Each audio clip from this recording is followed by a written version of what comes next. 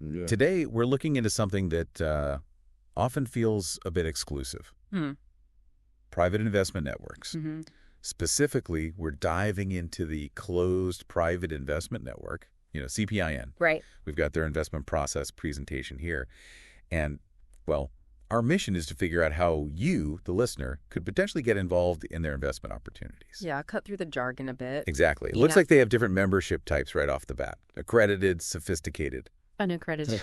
Yeah, the presentation lays out those 3 categories you get classified into when you join CPIN. Okay. And that initial classification, well, it really seems like it dictates what kind of investment doors might open up for you later on. So you join, you get put in a box, but maybe not permanently. The source hints that unaccredited investors might be able to become sophisticated investors. That's right. There seems to be a specific pathway for that. Okay, this is interesting. How does someone actually, make that jump? Well, the presentation outlines a 2-step process. First step, take a course. It's called Essential Lessons for Sophisticated Investors. Of course. Okay, so they're emphasizing education. Seems like it, yeah. Getting people up to speed on the private investment landscape. Right. It's not just ticking a box. And the second step, A final quiz. You need to score at least 70 out of 100 to pass. 70%.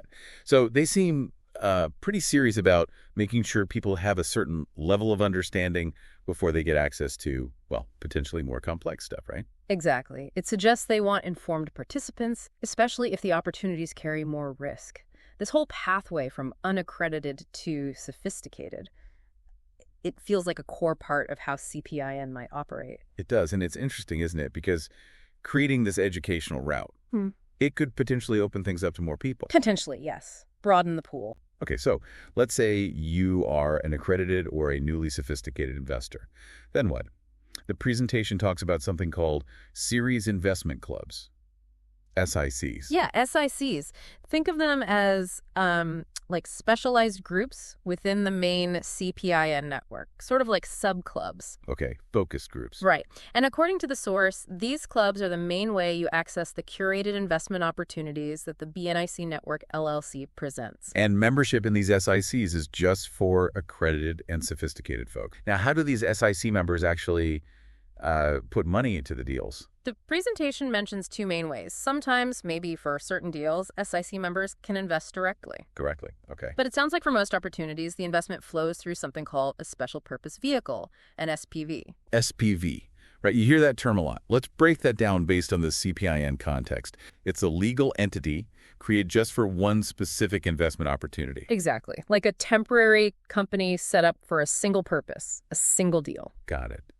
So how do the CPIN members, the SIC members, invest in that SPV? They buy fractionalized shares. The presentation calls them membership interest units. Fractionalized shares, so smaller pieces of the bigger pie. Precisely. It allows multiple investors to pool their money for potentially larger deals. You don't need, the entire whack yourself. You buy a unit or several units. Makes it more accessible, potentially. Right, lowers the barrier to entry for these maybe larger private deals. Yeah. Okay, so within these SPVs, these temporary companies, there are different roles. The presentation mentions 2, limited members and a managing member. Yeah. The limited members think limited partners, they're primarily the ones providing the money, the capital. So they're the investors, mainly. Pretty much. Their role in actually running the SPV day to day is passive. And like the name suggests, their voting rights are usually limited or maybe even non-existent. Okay, they put in the cash, take a back seat. What are the managing member? Sounds more active. Definitely. That's the general partner equivalent. They're in charge. They manage the SPV, make the key investment decisions. The one running the show for that specific deal. Exactly. And crucially, their compensation is tied to how well that investment performs. Performance-based pay. Always important. How does that structure work according to the presentation? It seems pretty specific. First, the managing member gets 10% of the gross profit. Right off the top, as a management fee. 10% of the growth. Okay, so before anything else really happens, the manager gets their fee. Then what about the limited members, the investors? So after that 10% management fee is taken out, the limited members get 100% of the profit that's left, up to a certain point. There's a threshold called a preferred ROI percentage. A preferred return. Yeah, the source doesn't give the exact percentage, but it's like a target return the investors are supposed to get first, their initial capital back plus this preferred rate. Gotcha. So investors get paid first Yeah. until they hit that benchmark. What happens if the investment does really well and there's profit beyond that preferred return? That's where the alignment really comes in, it seems. Any profit left after the investors hit their preferred ROI is then split. How's it split? 50-50. 50% goes to the limited members collectively, and 50% goes to the managing member. 50-50 split on the upside after this preferred return. Okay, yeah. So the managing member has a really strong incentive, right? Yeah. To not just meet the preferred return, but to blow past it, because that's when their share of the profit really kicks in significantly. Makes sense. It aligns everyone towards maximizing the overall return. Classic structure, really. So manager gets a fee, investors get preferred return, then they share the extra profit. Okay. What happens at the very end when the investment is done? Well, once the investment concludes, hopefully profitably, the money is distributed according to that structure we just discussed. Fee, preferred return, 50-50 split. Right.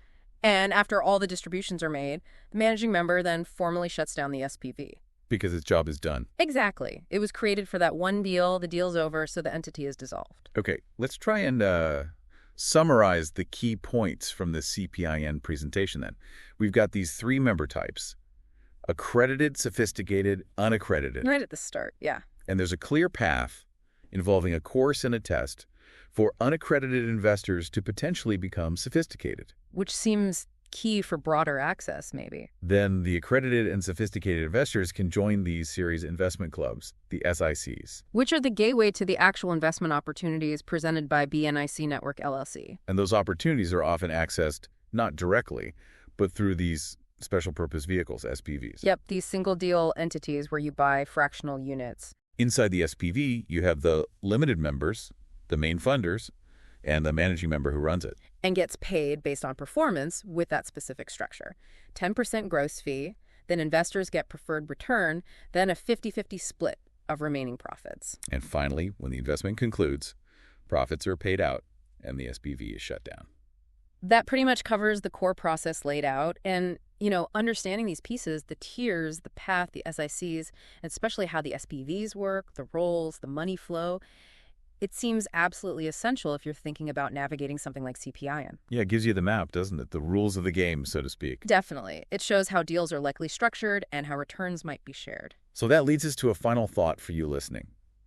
How might these different investor levels, and particularly this SPV structure with this specific compensation model, actually influence the kinds of investment opportunities you might see within a network like this? And how could it affect your potential returns? Yeah, what questions does this raise for you personally about the reality of participating? Something to think about. Definitely something to ponder.